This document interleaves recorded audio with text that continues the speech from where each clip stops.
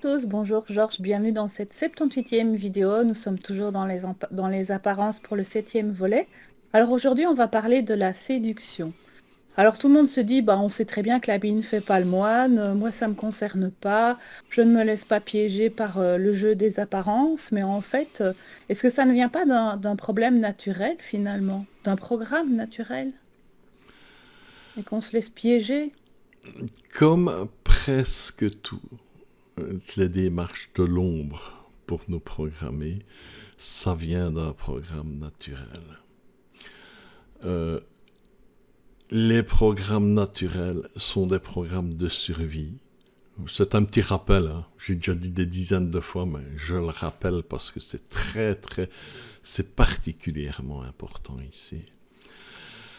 Ce sont les programmes de base de survie de la nature. Et donc, ils sont conçus pour prendre le pas sur l'esprit qui n'est pas assez conscient. C'est incontournable. En permanence, les programmes nous conditionnent, nous induisent des comportements, des pensées et tout ce que vous voulez. Et je rappelle que la seule façon d'échapper à l'action d'un programme est d'en prendre conscience et d'enlever ces déclencheurs. Un programme a des déclencheurs.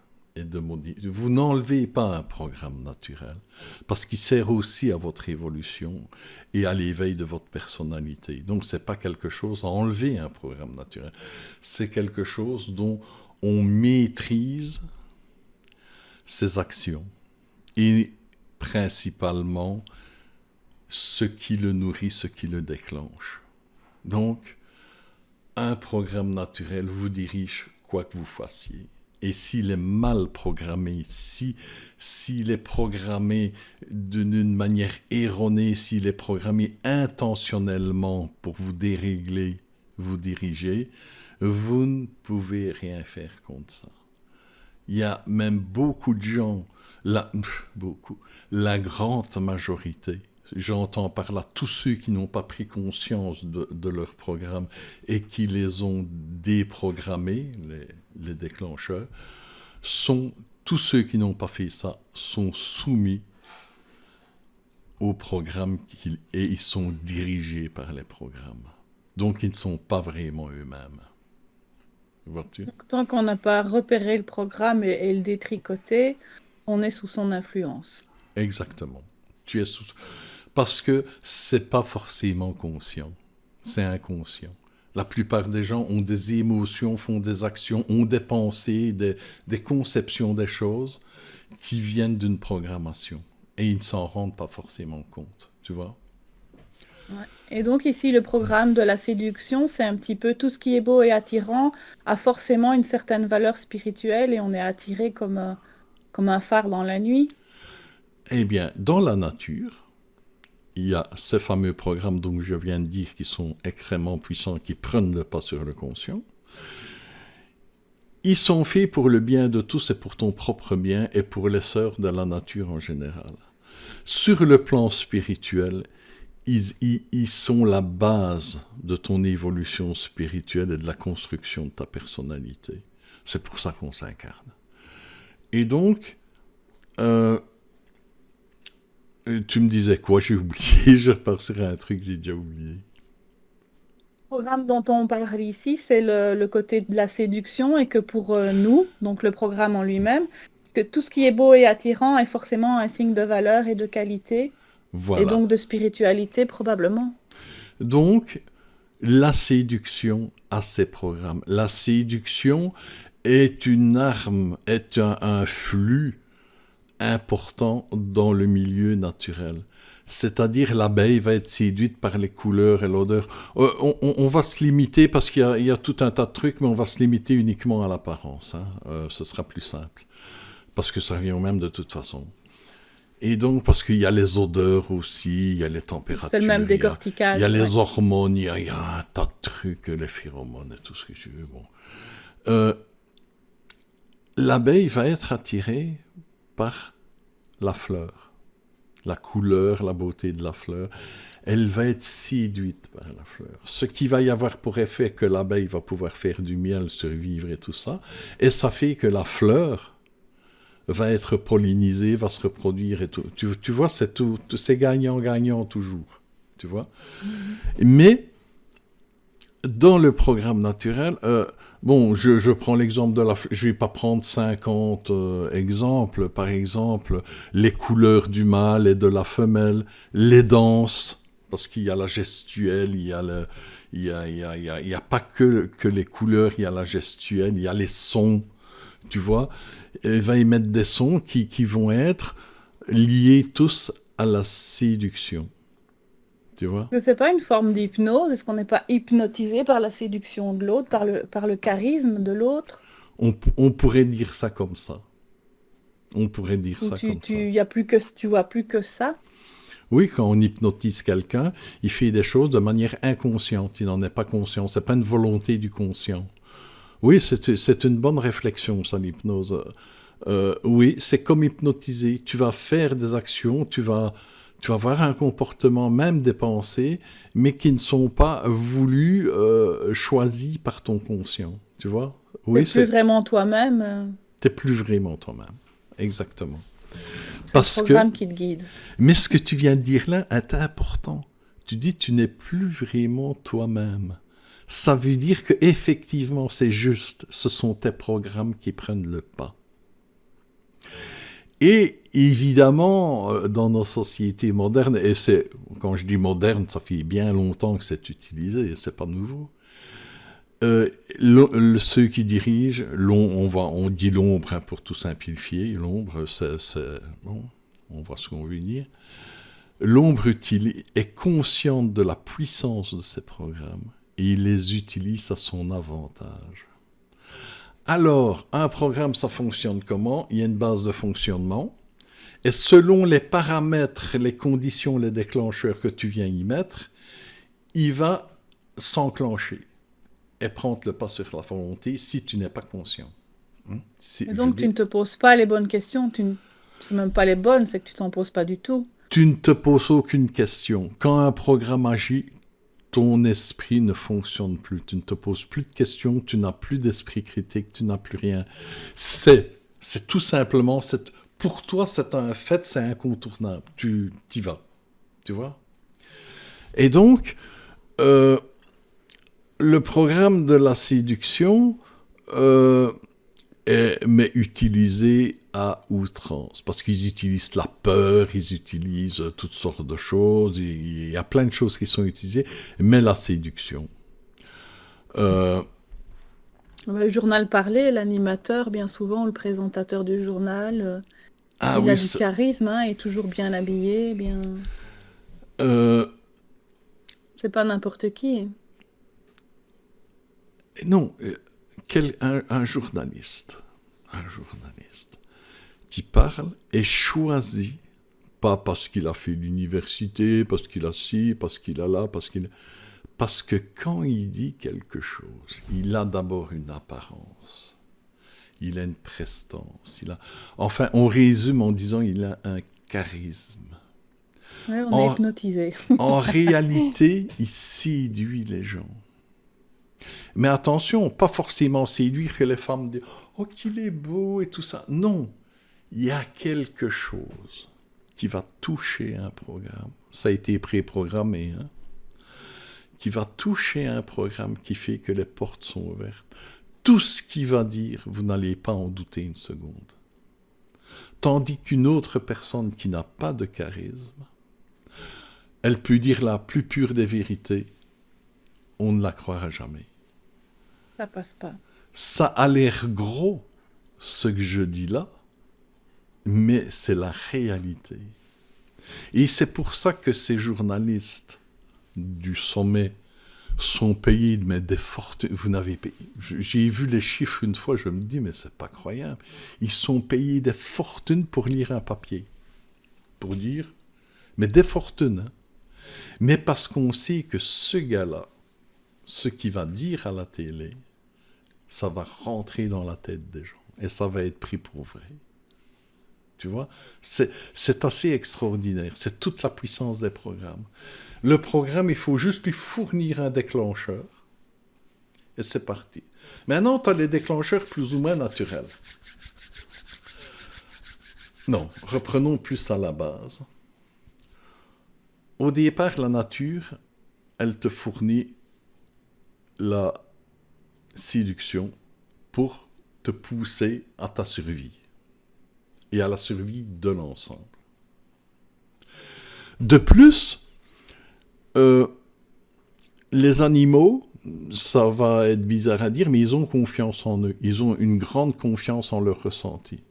Si malgré la belle apparence d'un fruit, parce qu'une telle plante fait un beau fruit pour se reproduire, mais c'est toxique parce qu'il n'y a pas certains animaux qui peuvent... Enfin, ça peut être très vaste et compliqué. Et un animal peut se trouver mal en ayant mangé un fruit. On en a déjà parlé beaucoup. Il va ajouter une programmation qui va dire non, cette couleur-là, cette odeur-là, tout ça, non, c'est pas pour moi. Tu vois, ça va se régler comme ça. Bon. Mais ici, il y a eu un travail qui a été fait pour qu'on n'ait plus aucune confiance en soi et en ses ressentis. Et donc, on se fie uniquement et exclusivement aux apparences. À la beauté. À l'apparence. On peut encore partir et dire à la publicité qu'on fait autour, ce qu'on en dit, mais on va faire abstraction de tout ça, on va se concentrer uniquement sur l'apparence. C'est beau, donc c'est forcément bon. Voilà. Par exemple, les fruits dans les magasins. Les fruits dans les magasins. On n'en a peut-être pas conscience, mais il y a à la base énormément de sortes de fruits, de toutes les sortes. Et il y a des fruits qui sont beaux et qui sont bons, et il y a des fruits qui sont très laids, voire même qui n'ont pas une odeur terrible. Et pourtant qui sont d'une richesse, et c'est de la nutrition vraiment de haut niveau et tout, c'est d'excellents fruits. Eh bien, au fil du temps, tous les fruits qui ne séduisent pas ont disparu des magasins complètement. Ils sont même tombés dans l'oubli. Tu vois ? Et il ne reste que les beaux fruits qui séduisent. Et d'ailleurs... Qui ne sont pas forcément nutritifs. Et qui ne sont pas forcément nutritifs. Par exemple, toutes les études des fermiers, de l'agroalimentaire, tout ça, tout ce que tu veux, pour faire évoluer les fruits, sont basées uniquement sur l'apparence. Sur l'aspect, ouais. Et nous arrivons maintenant à des fruits qui sont de plus en plus beaux et qui sont de moins en moins nutritifs. J'avais vu les chiffres une fois, une pomme d'il y a 100 ans, ça vaut, une seule pomme, ça vaut, je ne sais plus, c'est par dizaines. 100 pommes, je crois. Oui, c'est... Pour avoir la qualité nutritive, il faudrait en manger 100, ce qui est complètement impossible. Ce qui est pas possible, tu vois. Sans compter que tu manges les pesticides qui vont avec, bien sûr. Évidemment. Certaines marques sont pulvérisées 18 fois. 18 fois. Donc, tu ne sais plus vraiment ce que tu manges. Non. Mais c'est grave au point que si tu manges un fruit qui est beau et qui est officiellement autorisé, qu'il n'y a pas de souci, et il est beau le fruit, si tu as des problèmes avec de digestion, que tu n'es pas bien ici et là, tu vas en arriver à penser que c'est toi qui as un problème, et pas le fruit, parce qu'il est beau. C'est dingue, hein? Oui, alors, encore une fois, il y a des gens qui vont dire, oui, mais non, si, cherchez bien, observez-vous bien, vous allez voir, observez bien. Parce que je sais bien, j'ai déjà beaucoup parlé de ça, et les gens, la première réaction, oui, mais non, je sais, moi, mais non. Mais non. On y est tous soumis. On y est tous soumis si on n'a pas consciemment déprogrammé les fausses données. Tu vois? Et donc, non seulement on en arrive parce que ça évolue pas dans le bon sens. on en arrive non seulement à penser que si tu prends un fruit qui te fait du mal, que tu es mal avec, que c'est de ta faute, mais en plus, plus on avance, plus on se prend à penser que l'apparence est l'expression de la qualité. Qu'une belle apparence ne peut être que l'expression de quelque chose de bon, de beau, de vraiment beau, tu vois? Et là, ça devient de plus en plus grave. Parce que de plus en plus, je dirais de moins en moins, nous ne faisons appel à notre discernement, à nos ressentis, à la vérité. De plus en Mais c'est un plus... travail en fait, hein. Commencer à gratter un petit peu le vernis, c'est un travail. C'est pas juste regarder et se dire, oh, c'est beau, c'est bon. Voilà. Mais c'est un programme, donc, sans réfléchir rien, tu vas dire, oh, c'est beau, Et même, tu pourrais penser que oui, mais il faut voir les produits et tout ça. Attention, tu gardes ton intelligence, mais tu vas le prendre. Tu vois? C'est Euh, du merchandising en fait. c'est du pur merchandising, tout ça. C'est incroyable. C'est bien. Il y a très longtemps que j'observe tout ça. Et puis, bon, les guides m'expliquent des trucs et tout ça. Bon, ça m'aide beaucoup. Mais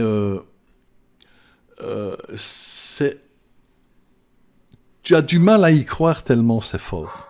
Tellement c'est... Alors, par exemple, il y a des petits trucs. Il y a des petits trucs. Il y a des expériences sociales qui ont été faites. Euh, Comme je prends souvent l'exemple, les pubs qui mettent, je ne sais pas si ça se fait encore, il y a des décennies que j'ai Oui, plus la oui, télé. c'est plus de 10 minutes sur certaines chaînes, hein. Voilà. Quand ça, t'as les moments d'action, on coupe au moins 10 minutes Ah, le eh film. bien, logiquement, un être intelligent, tu es captivé par un film, il est bien et tout, oh, c'est bien, et on te fourre une publicité de 10 minutes en plein milieu du bazar, mais la logique veut que tu aies la haine envers cette pub qui vient au mauvais moment, et donc le produit qu'elle présente. Eh bien non, ça marche. Les publicitaires payent des fortunes pour passer à ce moment-là. Ils savent que ça va marcher. Ils ne sont pas bêtes, hein, et eux, c'est l'argent. Donc, il faut que ça fonctionne. S'ils investissent autant pour mettre la publicité au pire moment, c'est qu'ils savent que ça fonctionne. Et ça fonctionne. Tu vois? Alors, il y a des expériences sociales sur l'apparence qui sont purement géniales.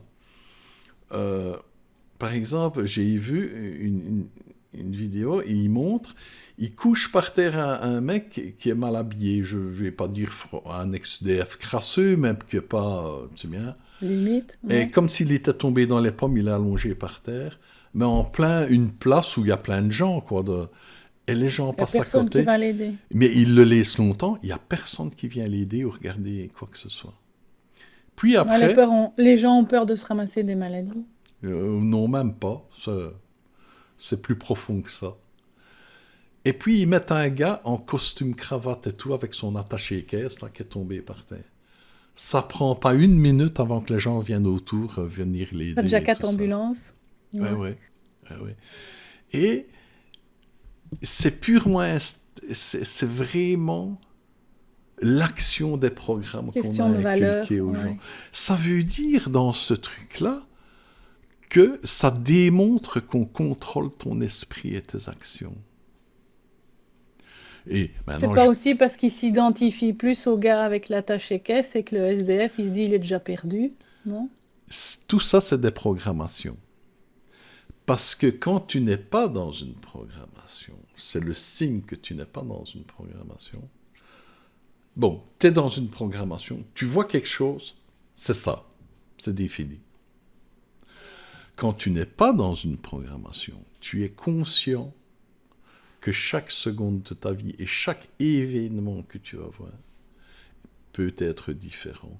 Tu l'observes et tu ressens, tu comprends la situation à ce moment-là. Parce que il n'y a rien de... Il n'existe rien de toujours pareil les mêmes.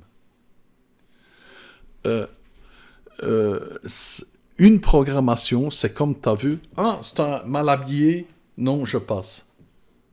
Il y a des raisons, oui, mais c'est quelqu'un qui a bu, c'est quelqu'un... Tu n'en sais rien.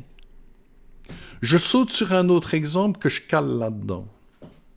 Imaginons, tu habites là, chez toi, dans la rue, et dans ta rue, là, tout près, il y a une très vieille dame, pas forcément sympathique, une vieille taupe, là, qui va et qui vient. Et t'en as rien à foutre de cette femme-là. Bon. Et un jour, t'apprends qu'en réalité, c'est quelqu'un qui a fait plein de trucs quand il était plus jeune, ça, et qu'elle est milliardaire. Mais qu'elle vit simplement. À partir de ce moment-là, tu vas t'intéresser à elle. Tu vois? Tu n'aurais pas su qu'elle est riche. Elle gâche le paysage. Je vais dire à la limite vivement qu'elle crève. Que... tu comprends? Bon, j'exagère toujours un peu, mais tu vois? Ouais, et là, c'est une programmation du système de valeurs de la société. Tu vois? Tu n'as pas observé avant cette vieille te demander, elle a été jeune, elle a eu une longue vie, qu'est-ce qu'elle a pu faire dans toute cette vie? Elle a l'air un petit peu aigrie comme ça, qu'est-ce qu'elle a dû vivre? Tu sais bien, non! C'est une vieille programmation, c'est une vieille... tu sais bien, c'est assez intéressant de voir le comportement des gens envers les très vieux. Tu vois? Souvent, ils les considèrent comme un rebut, comme quelque chose de pas valable. Alors qu'ils ont... Inutile. Oui, et ils ont été jeunes comme eux. Ils ont vécu des choses. Il y avait un Africain qui avait dit, un sage africain, je ne sais plus son nom, et il avait dit, un vieillard qui meurt, c'est une bibliothèque qui brûle. C'est bien, tu vois un vieillard minable qui est là et tout ça, tu n'as pas idée de tout ce qu'il a vécu, de tout ce qu'il a... Mais ceci dit, dans l'exemple que je dis, t'en as rien à foutre, sauf si tu apprends qu'il est riche. Tu vois? Là, ce sont des programmations. Pensez à ça, réfléchissez à ça, parce que pour débusquer un programme, pour prendre conscience d'un programme et le nettoyer, il faut faire des réflexions profondes comme ça sur soi-même. Tu vois? Et donc, ça rejoint l'exemple du SDF qui est allongé par terre, inanimé. Vous allez donc, réagir... On a cette valeur par rapport aux autres, mais aussi par rapport à soi. Si on est petit et rond, ben forcément, on va se dénigrer, on va avoir peu confiance en soi. Et si on est un beau jeune homme de 20 ans, on va avoir l'impression qu'on a une énorme valeur dans la société et qu'on est utile. Et on va avoir une estime de soi un peu trop développée. Précisément, l'opinion que tu as, l'opinion, le ressenti que ton comportement avec les autres est exactement le même envers toi-même. Tu vois? Donc tu juges les autres, mais tu te juges toi-même finalement. Exactement. Le programme, c'est un modèle global. C'est un modèle global. Il réagit selon certaines données qu'on a induites. Et point barre, il n'y a pas de réflexion, il n'y a pas d'intelligence dans un programme. Il y a ça, j'identifie ça, ça et ça, c'est ça. Point barre, j'agis comme ça. Parce que non seulement ça détermine le fait que c'est ça, mais ça détermine comment tu vas agir et penser. J'ai l'air d'exagérer. La course frénétique au paraître, à la chirurgie esthétique, au besoin de plaire, voilà. au besoin d'avoir des attributs. Voilà, c'est pour se donner une valeur. Quand tu vois le SDF par terre et que tu dis « Oh, c'est une merde, je vais pas... Je passe », tu penses la même chose à propos de toi. Et tu te dois d'avoir un beau costume, d'avoir des attributs, d'avoir des signes distinctifs pour rentrer dans le programme qui va te donner l'impression d'être quelqu'un. C'est un serpent qui se mange la queue. Ce que tu vois chez les autres, il est chez toi. Tu vois? C'est quelque chose de majeur à comprendre pour avancer. C'est bien, les gens croient que tu avances en faisant un peu de méditation, en faisant des ohms, et en allant d'ouvrir le troisième œil et tout ça. Non, c'est ça qui te fait évoluer. C'est ça, quand tu vas évoluer, que tu vas voir des dons apparaître, que tu vas ouvrir ton troisième œil, ton chakra du cœur. C'est pas avec un tournevis qu'on- c'est pas avec un tournevis, hein. Et c'est pas en pionçant dans des miroirs. C'est pas en dormant, en mettant sous le titre méditation que tu vas avancer. Une méditation fait avancer si elle est active, si elle te sert, par exemple, à être dans le... Tiens, le SDF, celui en costume, et ressentir que tu vas pas être tenté d'aider celui-là, mais tu vas foncer directement, être en méditation. Alors là, la méditation devient un outil extraordinaire, si elle est active. Mais puis on sait, bon, je le fais bien sans mettre l'étiquette méditation, hein, ça c'est... Ou de la relaxation, bon. Et je dis pas que c'est mauvais, hein, je dis pas que c'est mauvais de dormir, je suis un grand amateur de dormir. C'est bien, pour dormir, c'est pas ça le problème, mais il faut savoir ce qui est utile et ce qui ne l'est pas.